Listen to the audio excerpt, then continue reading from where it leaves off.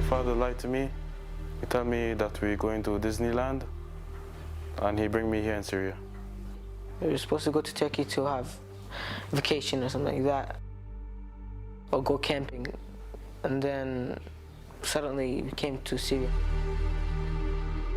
16-year-old Majid and 15-year-old Badr packed their bags thinking they were going on holiday.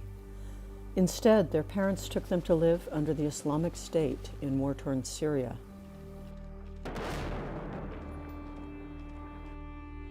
They're just two of the thousands of children trapped in Syria after their parents went there to join ISIS. Majid and Badr have been held since 2019, most recently at the Houri Detention Center for Boys.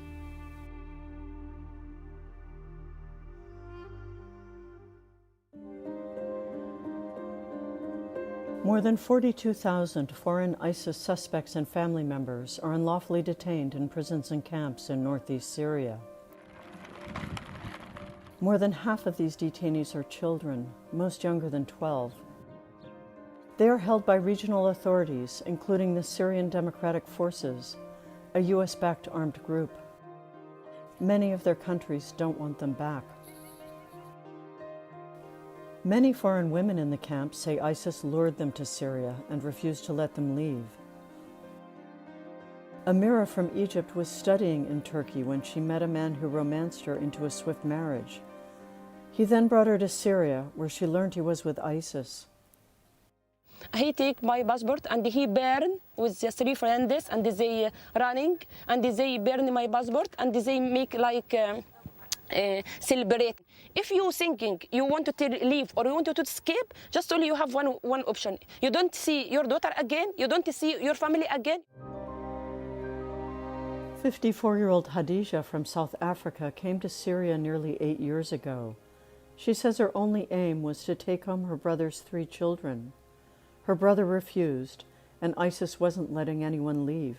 I didn't think I'm staying, so I left my sons, and now that I left them children, they're now men. I left my daughter, and she's got her grandkids. I have grandkids now.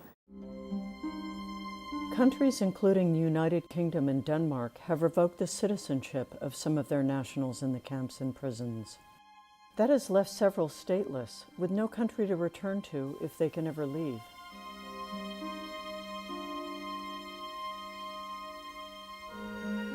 It's not my fault, it's my father's fault.